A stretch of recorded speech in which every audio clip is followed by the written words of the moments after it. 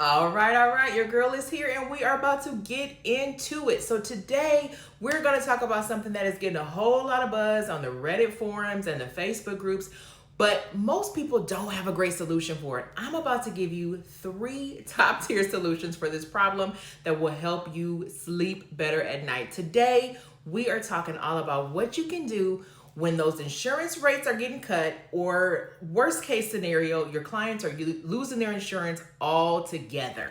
For a lot of therapists, the whole desire of starting their practice is that they could get on panel with insurance companies so they would have some guaranteed income coming in.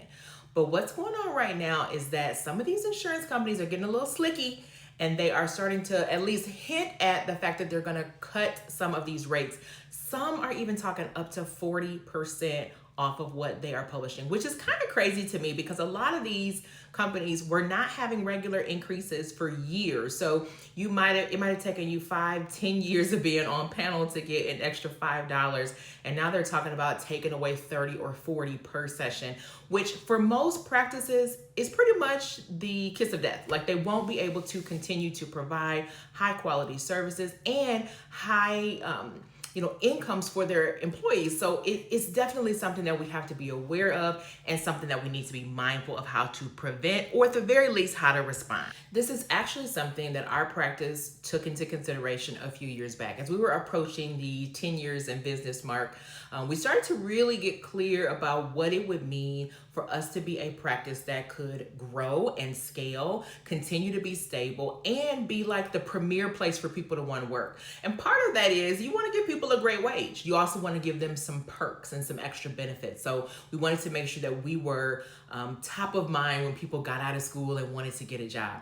And so as we were looking at what things were, how money was coming into the practice, it was very, very clear to us that we had one insurance company that was our primary payer. And if that insurance company would have shifted or changed anything, or for any reason decided that they were going out of business, we knew it was going to be a game changer for our practice. So we decided then to diversify our income, was one of the things we'll talk about today.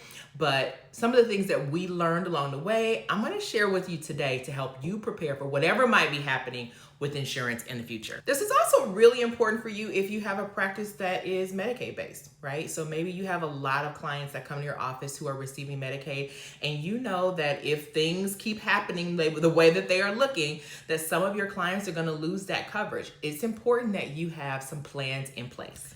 But as always, the great thing is I'm going to give you a few tips that are quick and simple that you can take action on today. So let's start with how to increase private pay referrals to your practice. Now, a lot of people have a dream of getting completely off insurance panels altogether, which can be a winner for you depending on where you live and what your kind of practice niche is. But a lot of people want to make sure that they are always being, equitable, and that it means also being able to offer insurance based services to your clients. But one thing that we can all benefit from is having some cash pay or kind of private pay options. Now, one of the best things that you can do if you want to increase your private pay sessions is you want to make sure that you have a niche that makes you super attractive to people and that would help them to be willing to pay regardless of whether or not you're in network with their insurance. Whether that is a specialty diagnosis that you treat, or a specialty modality that you offer that they might not be able to find other places. Those things make you very, very attractive to people, and they will pay out of pocket for that. One thing you want to do once you've got your niche identified is you want to make sure that the people who are routinely referring to you know that you are the go-to girl for that particular topic, right? Or that modality. Make sure that you are clear and that you're reaching out to them to share that this is the service that their clients need, or you're the person that they can refer to, that you're going to treat their clients well, give them that warm handoff. That is excellent. You're going to get lots more referrals that way. The other thing you want to do is make sure that your marketing material highlights that you're the specialist or the expert on that particular topic. Next thing I want you to think about is diversifying your income. This is the one that we talked about at the beginning, the one that our practice has made such good use of, right? So we have done things like adding corporate consulting, including everything from building websites for psychoeducational resources to providing workshops and all types of trainings. Some other people do like groups or small intensives and things of that nature. But anything that you can do to diversify beyond the one-on-one session is going to be a strong benefit for you. And it's not necessarily as hard as you would think. I'll leave some resources around this video that you can check out. So things like templates and guides, those types of things that will help you create a workshop or create an offer. Those things really don't take a ton of time, but they show up as a great additional revenue stream for your practice.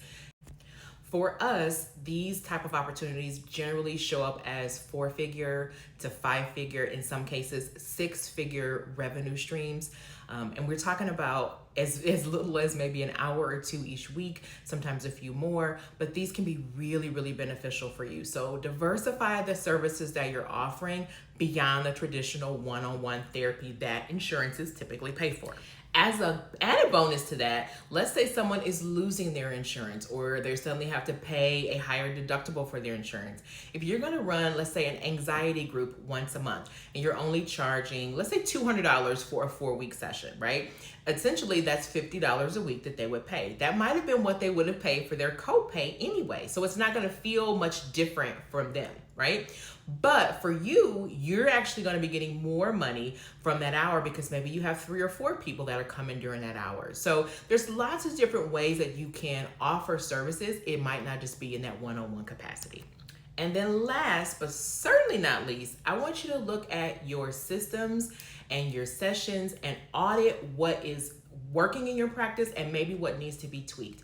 Maybe you've always paid for a person to answer the phones, but now it's time to go to something a little bit more hands-off or a little bit more automated.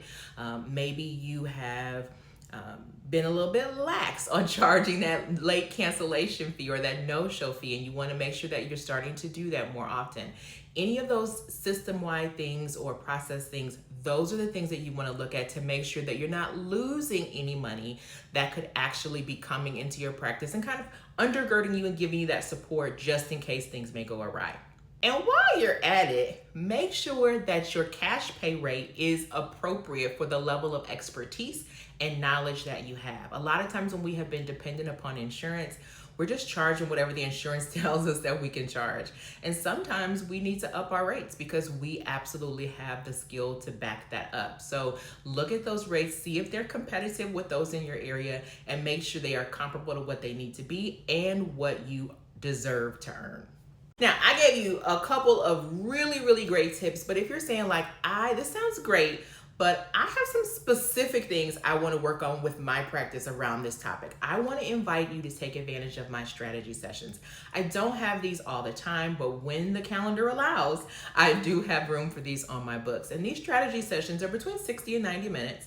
We deep dive into a specific area of your business, and we make sure that you have a strategy that is sustainable, that you can implement to make sure that you are solid. So around this particular topic, we will be looking at making sure that your income is stable. We'll be looking at least one additional new revenue stream, and we will make sure that your systems really are up to par for whatever is going to come next.